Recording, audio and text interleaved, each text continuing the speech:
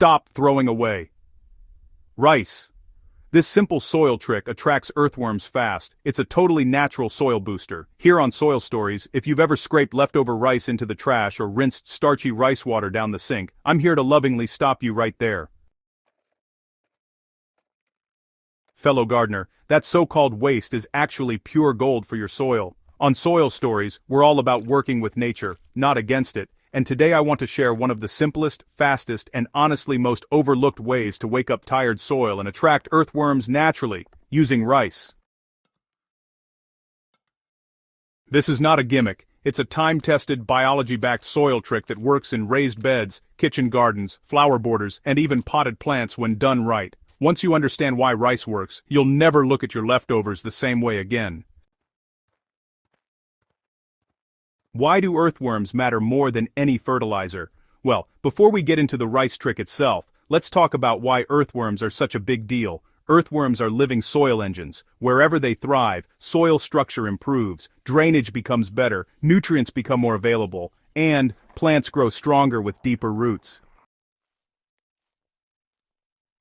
Earthworms feed on organic matter and microorganisms, then leave behind castings that are richer than most store-bought composts. Their tunnels aerate the soil naturally, allowing water and oxygen to reach plant roots more efficiently. If your soil feels hard, lifeless, or compacted, it's usually because earthworms are missing.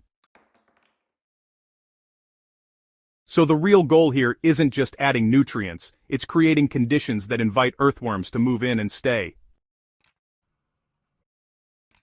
Rice, especially cooked rice or rice rinse water, is rich in starch. That starch is not plant food directly. It's microbial food. When added to soil, rice feeds beneficial bacteria and fungi. These microorganisms multiply quickly, and guess who shows up for the feast? Earthworms. Earthworms don't rush toward rice itself. They're actually attracted by the explosion of microbial life that rice creates in the soil. This is the key detail many gardeners miss. You're not feeding worms, you're feeding the soil food web, and the worms follow naturally. This is why rice works so fast compared to many other organic inputs. Which type of rice works best? Let's clear up confusion right away. You don't need fancy rice or special products. Plain white rice, brown rice, broken rice, or leftover cooked rice all work. Even rice water from rinsing grains before cooking is incredibly effective.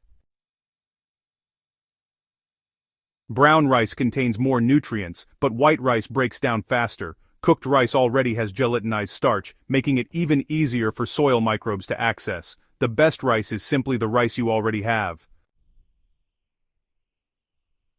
The only rule is moderation. Rice is powerful, and too much can cause sour smells or attract pests if misused.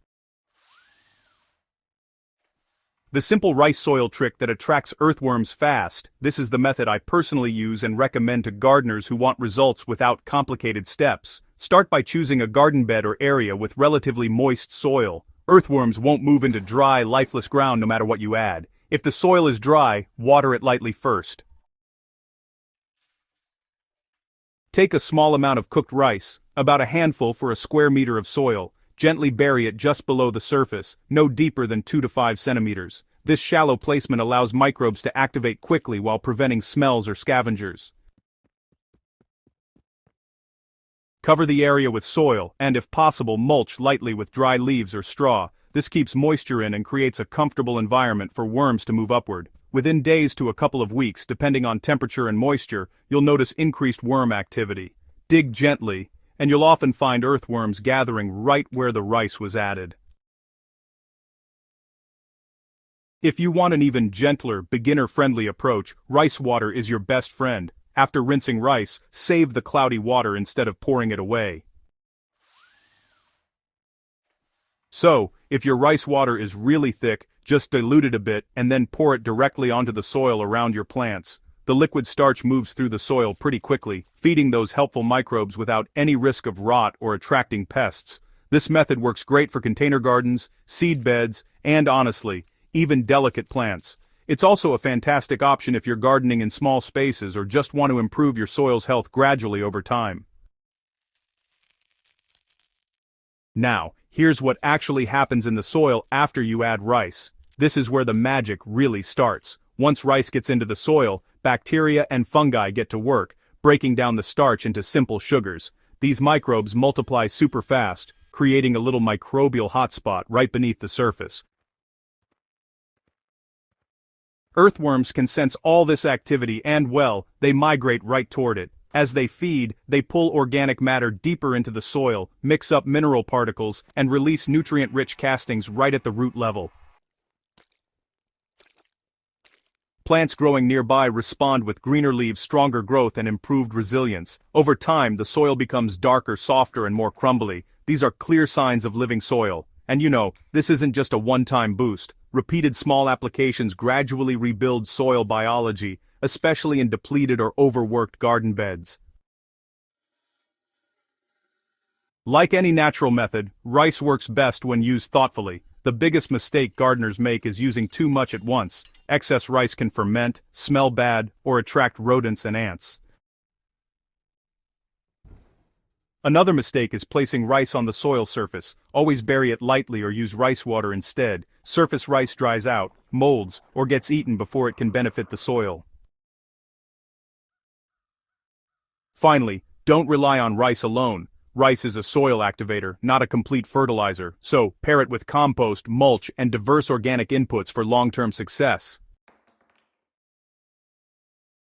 Rice works best in warm, moist conditions when microbial life is active. Early spring, the start of the rainy season, or during active growing periods are ideal times. For most gardens, once every 3 to 4 weeks is more than enough. Remember, the goal is to stimulate life, not overwhelm the system. If you're restoring poor soil, start slowly and observe. Healthy soil will tell you it's improving through better structure, increased worm presence, and stronger plant growth. What I love most about this trick is how it aligns with sustainable, low-waste gardening. You're recycling kitchen leftovers, reducing waste, and improving soil health without synthetic inputs. It's accessible to beginners and still valuable for experienced gardeners who understand soil biology. It costs nothing, scales easily, and works quietly underground where it matters most. This is the kind of gardening wisdom we celebrate here on Soil Stories, simple practices that reconnect us with natural processes. If your garden feels stuck, lifeless, or unresponsive, don't rush to buy more products. Look at what you already have. Rice, something so ordinary in our kitchens, can become a powerful tool for building living soil. Once you start seeing earthworms return, you'll know you're on the right path. Healthy soil always begins with life. If this story helped you see your soil differently, make sure to subscribe to Soil Stories, share this with a fellow gardener, and keep growing with nature, not against it.